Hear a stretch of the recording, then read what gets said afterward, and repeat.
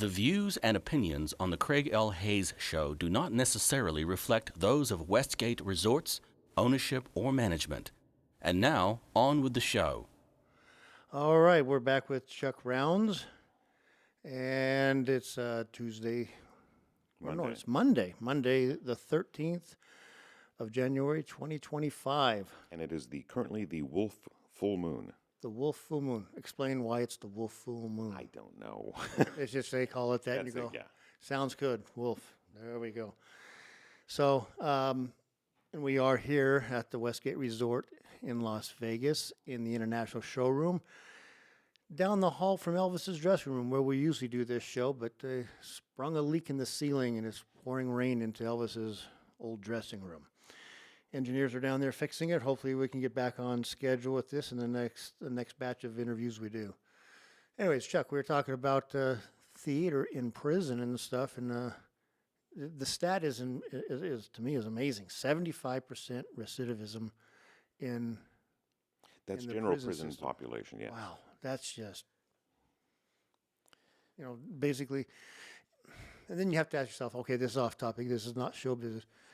Is it because they can't find anything else to do, or is it just that's the life they've accepted they're going to do until they get caught and get thrown back in prison? I don't know the sociology behind that is just bizarre. There's no real rehabilitation. They're not really taught new skills. They're not taught ways to cope. They are not taught how to work with other people. So they go out, they do their prison time, they go out and they do basically the exact same thing that they had been doing before. Mm-hmm. And why theater worked as a rehabilitative sort of aspect is kind of amazing. Yeah. You would think there would be something else out there that would teach them some kind of a skill that they could use, but theater, or is it that, in theater, criminals are welcome? No, it's just bizarre. But it's great. It's great that theater has that type of a influence to help them say, I don't need to do that. Right. And, I can do something else. I can find something else, and go to find a playhouse and be, pretend in there. And, I don't know. It's just interesting. Well, the first couple of plays we did, the first play we did was A Christmas Carol. And the second play we did was How the Grinch Stole Christmas. And both of those are redemption stories. So hopefully they gleaned something out of that. Okay, I'll run with that one because it's hard to figure out another reason why. So you might as well start with that. Oh, another odd story about my time at Knott's Berry Farm doing the stunts. Uh-huh. We have another stagehand here, Sparrow, who went to Knott's Berry Farm when she was 12 years old and went back and back because she fell in love with this one cowboy and that fell off a horse backwards and then fell off the roof of a building.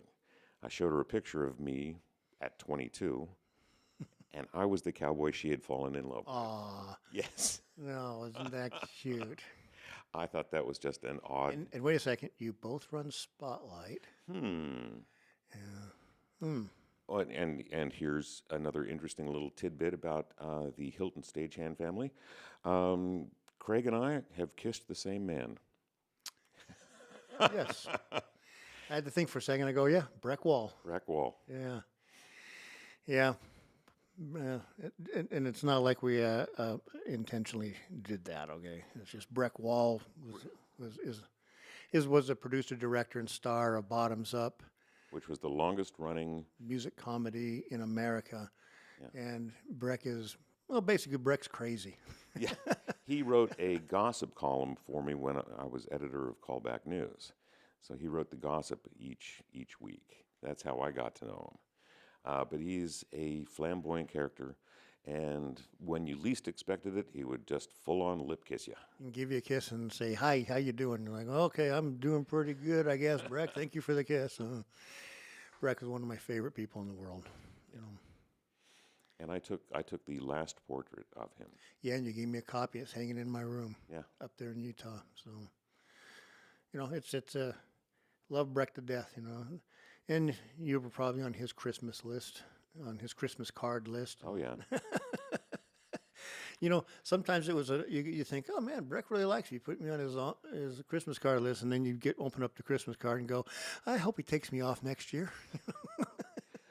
He was a serious self-promoter. Oh, he was good at it, man. He was very good at it. Non-stop. He spent an hour every morning making phone calls and connecting with people. That was part of what he did to stay in touch and stay relevant. He had a list of phone calls every single morning that he would go through. So that was how he spent the first hour of his day. To think that if he had all the email stuff and the texting stuff, he would have done twice or three times as much, every day. Just, click, click, click, click, send this out. How you doing? It's a shame that the licensing and ownership of Bottoms Up is in such turmoil because it would be such a great show to bring back. I would love to. We've talked about that before. I'd love to have that running in some theater here in town, and because it's a comedy sketch. It's like vaudeville. We'll explain a little bit to the audience here. It's a lot of vaudeville stuff in it. It's run on, run offs. Run on, say a couple lines real quick, get a laugh, blackout, run off. The next group runs on. It's a ping, ping, ping, ping, ping, ping. And then you do a dance number, and then you do a comedy skit. Yep, and then you do a couple drag queen show numbers, and which were always funny. Breck and his guys were so good at doing some of those skits. Oh yeah. And man, I honestly say we would do somewhere around 2 to 3 shows a night with his show, with Bottoms Up. Some of the most fun times. It was just crazy. Unfortunately, at least 3 people declared that they own the rights to the show. And they cannot get along enough to put that aside and just produce the darn show. Because I think it would move. I think it would do well today. I'd love them to see get Flamboyant Follies back going or something, some derivative of that. And I didn't know this, but Sean Dwayne, the wardrobe down here in the basement, he was in Flamboyant Follies. Oh wow! He did it up in Wendover and Winnemucca and a couple. He did the shows here and there all over the place. But it was like, so you're saying you're another one that knows Breck Wall like we all know. Okay, gotcha. Okay, yeah. No, it's really interesting. Yeah, I guess the same guy. Yeah, I don't know if that's going to be on my tombstone. I guess the same guy as Chuck Rounds. No, it's we lost Breck. How many years ago has it been? Oh, 6-8 years ago. yeah, Something like that. yeah. Yeah. Everybody's got to go. Nobody gets to stay. But yeah, we used to see him come in here, and he'd call me and tell me he's going to come see Johnny. Him and Johnny Mathis were like best friends. They'd been friends for 50 years. Yeah. And yeah, he'd always say he's coming. And then Johnny Mathis would come on stage, and he'd find me and say, our friend is going to be here tonight. And I'd like, yeah, Breck said he was going to be here. Well, he stayed at Jack Ruby's place the day before he shot Lee Harvey Oswald. So, yeah, he was interviewed by the Secret Service and everything after that because he knew Jack Ruby well. And because they performed in his bar in Dallas. And he was always known as a hothead. And I guess he proved it. Yeah. Well, he was connected. Yeah. Yeah, Jack Ruby was. How, I don't know, but it was one of those, like Breck would always say, yeah, he's connected in with the boys. I didn't know the boys went clear down to Dallas, but, why not? Exactly. Thought they were Chicago and New York and a couple other places, but Dallas, why not? Whatever. Let's get a franchise. Yeah, franchise this out, man.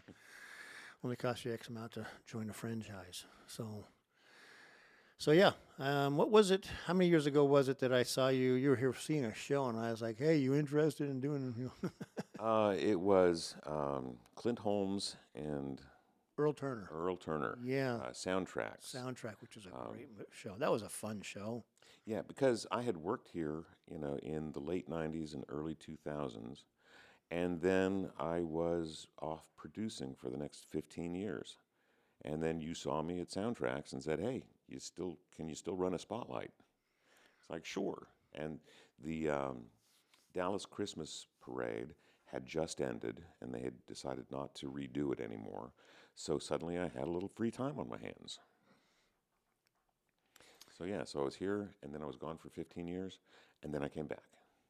Yeah, that was about 6 years ago or so, right? 6, 7 years ago, because Uh, Soundtrack was just before Barry Manilow came back in. 2017. 17, so 7, 8 years. Oh my heavens, it's been that long. Yeah. Oh, yeah, I enjoyed that show. Soundtrack, great players, great music.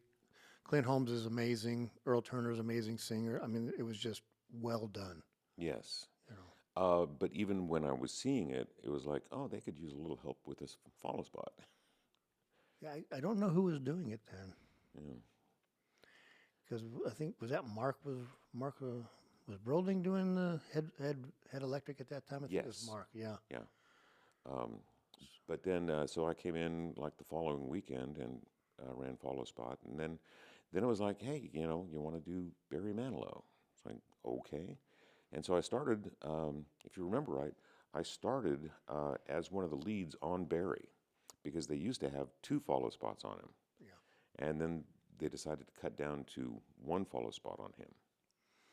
And then I was shifted to the other ones. I was sort of a fill-in, and then it's like, uh, then there was the decision on Ron Stone was leaving, and it's like, you didn't want to lose me to just follow spot, because I think Todd wanted to move me into that spot, but then you'd lose me for anything else.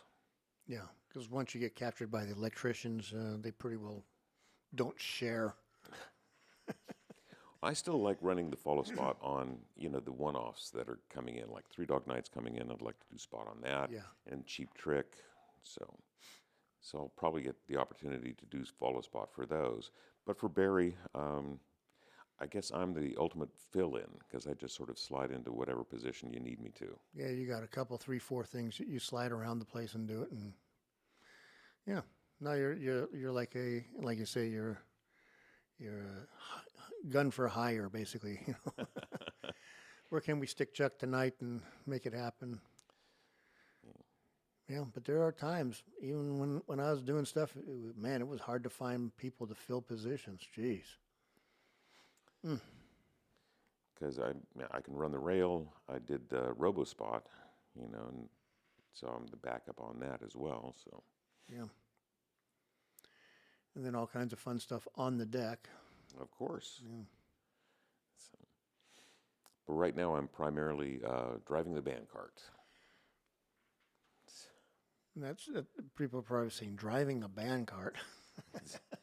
It's an electric pallet jack that moves these large platforms with all the musicians on it, and putting it into place was best described as parallel parking a Winnebago sideways. Yes. And once you got it, but learning it is, a whole different curve. That's why we had band cart school. Yeah. Yeah, we'd spend weeks driving them and just getting down to where you could just do it without even thinking of it. But that's all it is muscle memory and getting used to it. And a few variables there, how much weight you're taking, a few things. But yeah, it's a very critical. Those were critical positions. And being a stagehand is still sort of a side hustle for me. Yeah. Well, that's okay. I mean, it fits your schedule. That's the main thing about the business. Well, the thing is that I'm on call. And if I have something else I am doing, I can not be called in. Yeah. And you can look forward and say, "Oh, okay, I can kind of scratch this time out here and say Manilow, because Manilow's booked out for the next year basically, so you can put on your calendar Manilow and know you're going to be here for that in some position, one way or another. Absolutely. So then whatever comes after that. So yeah, and I still have, I'm a gig person. I do gigs. So I will do a show. I will produce a show. Like I said, I'm producing a show in Philadelphia in March. And then I have a couple of photo shoots coming up. So that's fun. And then I also monitor horse races for a gambling syndicate, which, it's interesting. Easy money, right? Easy money, sit at a computer and monitor six different tracks. And click a button when the race is about to start, and then the money appears in my bank account twice a month. So, Why not? yeah, easy. How many hours a day is that? Usually 2.5, 3 hours. Okay. This morning was 3 hours. I did Saturday night, which I usually don't do, but Saturday nights are crazy. The person who does Saturday nights normally is out of town, so I said, "Oh, sure, I'll step in because Manilow's not in town." But that's 5 hours of 18 tracks, a bunch of them all going off at once. So that's a little bit of insanity, and that's like 5 hours. Okay. Do you get paid extra for that one though? No, it's just more. It's just more time. Bummer. Yeah. But again, it's easy money. It pays all of my truck expenses. So that's what I look at it as. Okay. Okay, this one's paying off my truck. There you go. I mean, if you could do something like that, that's awesome. So let's think. What haven't we talked about on this stuff that we need to discuss in your career and career path, your livelihood? I don't know. You always said I should be a Republican, but I'm not. Yeah. No. You're what they used to call them, blue dog Democrats or something like that. It's where guys were, we're closer together. The Republicans and Democrats were closer in their ideology in a lot of ways Yes. than they are today. So. Well, I mean, the reason I said the main reason was because you like guns. You like shooting guns. You like doing stuff like that. So you should be a Republican. Most Democrats that I know are scared, and they're like, "Oh, I don't want to see guns." Oh, come on. I shoot guns. I drive a big truck that has nothing to do with economy whatsoever, and I fly an American flag outside my front door. Yeah. See, you're just doing that to annoy the Democrats. To say to them, "Remember how we used to be?" Yeah. Yeah.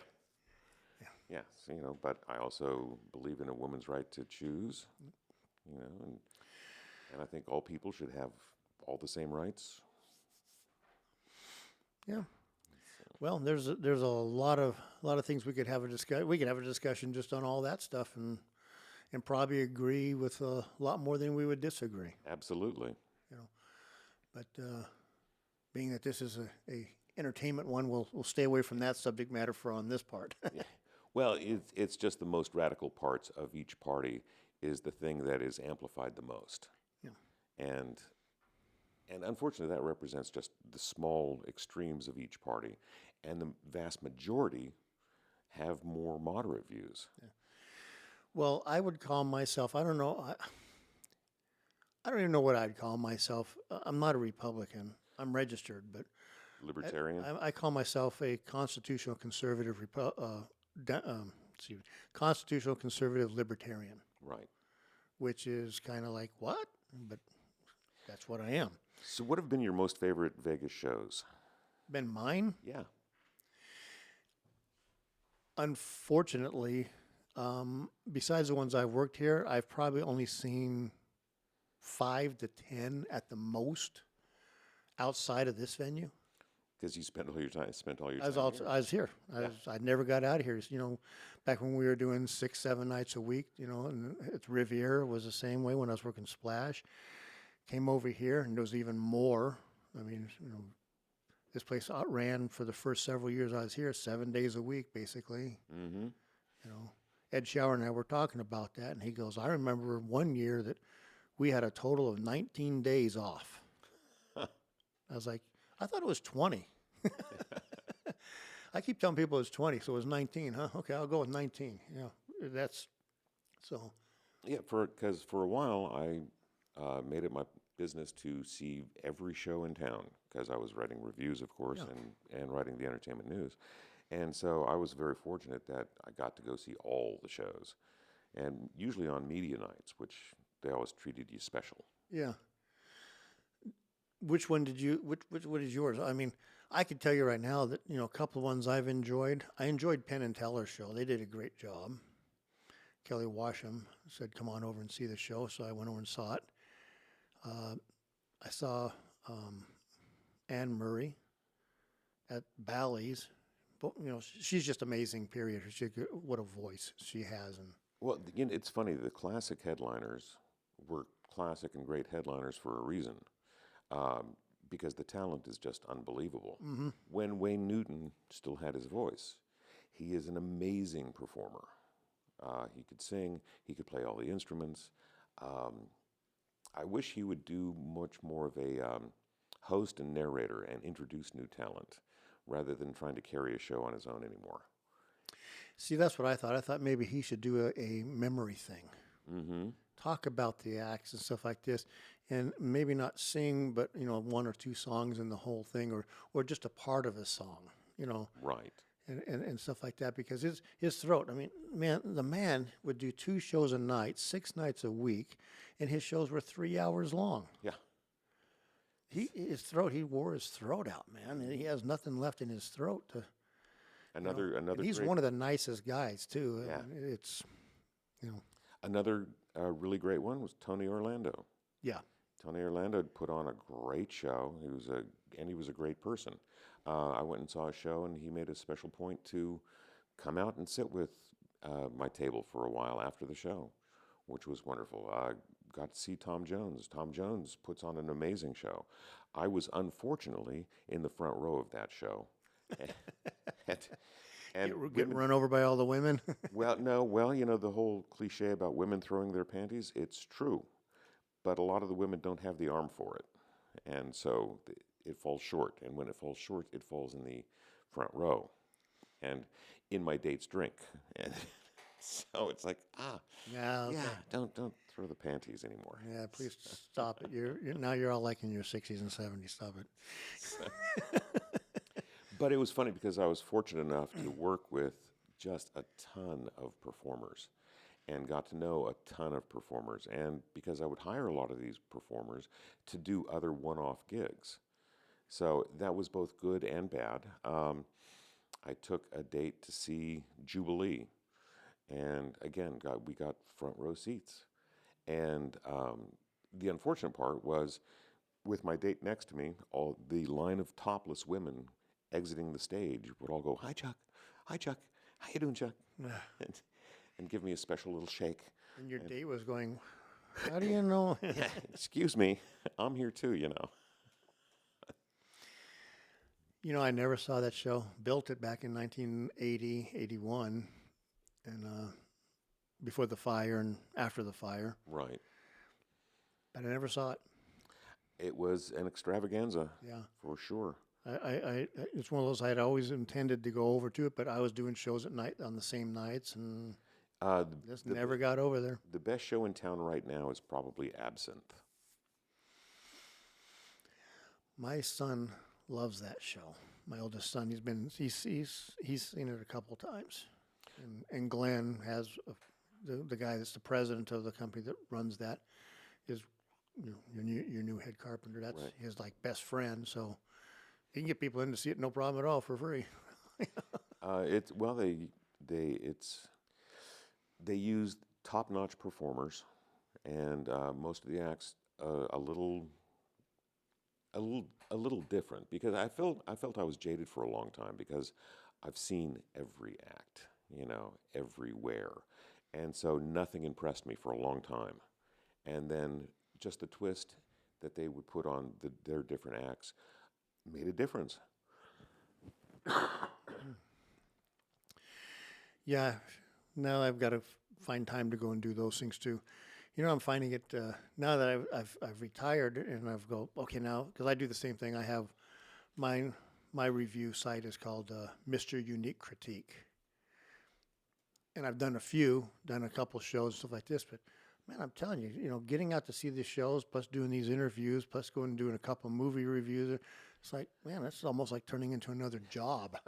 I I'm retired not to have a job, and Well, it's funny. Aging is funny because I don't want to get out at night anymore. I like being home. yeah. And now up there in Enterprise, town of 2,500 people, basically, the sidewalks roll up. Well, they don't hardly even have any sidewalks. So, it's a little farming community up there, and it's quiet, and it's lovely. It's wonderful up there. But yeah, once in a while, it's like, I could be going out and seeing a show. And yeah, so I'm gonna have to. I've got plans on being down here a little bit more, so I can maybe squeeze in a couple more things. Well, while I'm down here. So go see Absinthe. I will have to go do that. Yeah, I've been sitting here thinking about all the shows I've seen, and I can't even come up with 5 shows I've seen in the last 35 years. Have you seen any of the Cirque shows? No. Well, We used to do conventions, and they would all come over here and do their stuff for the conventions. And so I've seen the performances, but not at the venues. Right. I've seen what they do, and it's amazing stuff what they're doing. oh yeah. It's just wow. But I haven't been seen it in their venues with under their conditions. Mm-hmm. But no, that's one of them I'd like to maybe go see. Absent that, as far as an individual performer, You want to say Taylor Swift? I just know it. no, I don't. No. I can't think of anybody I've wanted to see for and not seen them, because I've worked with almost every one of them. Especially the old school performers. The old school performers were just the best, though. I mean, Temptations and Four Tops, their manager made it a point to hand an envelope to every technician wherever they were. So they came up to the booth and handed the spot guys an envelope with a tip. It was just The old school stuff. the old school stuff. Wayne Newton used to hand out nice tips. Wayne Newton did. Smothers Brothers were like that. A bunch of the older school guys, they did that. And when I worked in the lounge down there at the Mint, it was the same thing. The older acts, the Imperials, the Checkmates, the Freddie Bell, all those guys. Yeah, they'd always hit you as a thank you when they left, taking care of them. Yeah. The younger acts, never heard a whisper out of them. But Vegas has changed. You know what I miss? I miss the real lounge acts. Yes. Yeah. I'm sorry, a DJ on a stage just playing tunes for people to dance to, that's not entertainment per se for me. It's like, not when you used to have good dance bands and good show bands. Yes. I mean, a lot of the lounges were the shows. Yeah, the Mint when I was down there was like the top. It was like everybody wanted to play the Mint because everybody kept on envelopes all the time would come in there. Yeah, we want to play there. Because that was supposed to be the best place, and I got to run that for 3 years, and it was nice. Some of the acts were awesome. Some of them, needed some work, but Well, it's a different world. yeah. But no DJs ever. We never had a DJ. Well, from a cost perspective, it makes sense. As a producer, you have to pay one person, and they're still generating the same amount, if not more, money. Yep. So, And I get that side of it, but hey, Chuck, we're going to stop right here, and we'll come back with one more probably, and we'll carry on and talk about a couple other things. Some of the things we've seen over the years. And until then, Talbot, take it away. This is the Craig L. Hayes Show.